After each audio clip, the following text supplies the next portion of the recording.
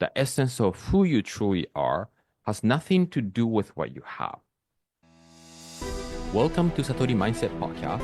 My name is Yuki Yoshii, and this is your time, your moment to reflect on yourself, your life, and to integrate your journey to feel aligned, and to ultimately make the awakened version of you a default mode. So let's begin. I want to talk about self-definition today. So this is an identity work, how you define yourself.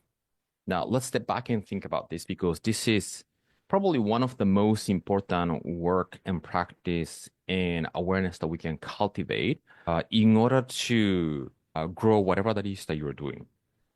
So we talk about how identity that we form is based on the belief that we have, how we see ourselves and how we feel about ourselves in this physical world. And that energy inside that lives inside of your body is the cause of the effect that we attract in the outside. So simply, the energy in which we operate is the mirror, the reflection of what we want to create in the outside. So whatever that you see in the outside is reflecting what's inside of us, right? Now, and then we use visualization, affirmation with the using our intellectual mind with the identifying the kind of person that we want to become. Yeah. And the blind spot that I have noticed is that, those exercises are excellent and fantastic, and it gives us an opportunity to shift our attention. But the more important thing that we want to begin paying attention to is actually every move that we make in our life, every single moment. And the movement could be the action that we take using the physical body or how the mind moves inside of us to begin thinking about something, right? So I'm talking about the inner dialogue, right? I'm talking about how we have an opinion about something in the outside. Those internal dialogue is part of the movement that I'm talking about. So every move that we make internally and externally is defining how we're showing up every single moment, right? So that needs to be taken care of in order to change how we want to define ourselves. So let's do a little bit of exercise, right? Now, it's a natural tendency because this physical realm is a physical realm. So you have the body, you have the thing, and this place is a place that we do things, right? You move the body and you take action. The physical realm is the realm of the doing and the having, right? Because if you don't have anything and if you don't do anything, there's no point of having this physical realm. That's the physical world is for, right? So then it's a natural tendency for all of us to begin seeing ourselves, defining ourselves with the having and the doing. So the exercise is, okay, are you defining yourself based on what you have, what you don't have? This is interesting, right?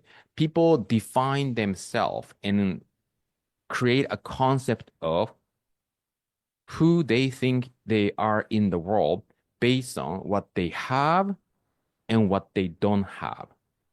So if we practice not defining ourselves with the having, you will automatically be practicing defining yourself with whatever that is that you are not having because they go together, right? So notice, right? It could be the body that you have, the flexibility that you have, the whatever the possession that you have, right? And I'm not saying that you cannot define yourself with that. You're welcome to define yourself with what you have. But the message here is the essence of who you truly are has nothing to do with it. So the essence of who you truly are has nothing to do with what you have. Okay, let's talk about the do, right? So if you're doing things in a certain way, and you might have this sort of internal evaluation of if I'm doing this, I'm good. Doing this, I'm not good, right? So anything and everything that you do on a day-to-day basis, are we defining ourselves, who we think we are with that doing, right? So if you get things done, you feel good about yourself. If you do the things in a way that you're planning, you feel that you accomplish and productive, right? It's good to feel accomplished and productive, but if you let that be the only way to define yourself, then you will suffer, right? So here's the point of this conversation, right? To become aware how we are actually self-defining through our having and doing. And the danger of that is if you define yourself based on what you see and do and have in the physical world, you will constantly be suffering because you will not feel good when you don't have it and when you're not doing it. So the internal spiritual muscles that we want to cultivate is how can we align with the self-definition of the essence that you are a infinite essence, part of the infinite essence of who you are. And no matter what you have, what you don't have, no matter what you do, don't do, that doesn't impact how you define yourself because none of those stuff will define you when you really align with who you truly are. Now, that doesn't mean that you're not going to strive for expanding your life to fulfill your desire, but it means that you will be having fun creating it instead of creating pressure when you experience the lack thereof. Does that make sense? Because expanding your life to play and to experience the abundance that the life has to offer is a positive thing. It's not something that you want to limit yourself from having and doing.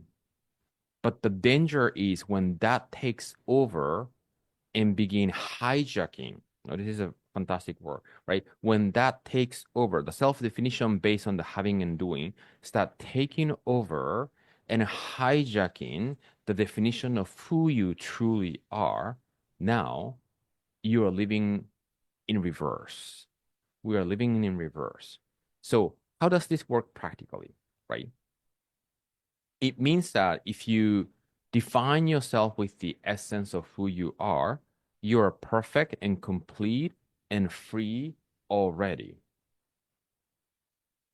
Then you are not in this state of lack, right? And then you will enjoy creating more because creating more is giving and life on earth was given to be able to have an opportunity to give and circulate. So you will feel so good when you don't have, when you're not doing, and when you're having and when you're doing. Yeah. That's what's going to happen when you practice defining yourself with the essence, with the wholeness and oneness and completion of who you truly are. And you will enjoy playing in this 3D physical realm to create more of that, to fulfill the desire, to touch others and to impact others, to illuminate the world by helping people see the light in them. So much fun. Yeah. So this self-definition, we want to anchor ourselves in that spiritual realm first, and then begin playing in this physical realm to create a next layer of the definition. But that doesn't mean that you are not worthy or valuable when you don't have it, because that doesn't fundamentally define who you truly are. So let me know if you have any questions. I hope this is helpful to shift a little bit of the perspective. Yeah. And let me know what what was the number one takeaway? Because this kind of thing can be a little bit puzzling. And when you really get it, you can really ground yourself into that knowing, and life becomes forever expansive. Thank you for listening to the podcast. A message I want you to take with you is this: you have a power to choose how you see yourself and the world at any given moment. So stay connected to that wisdom.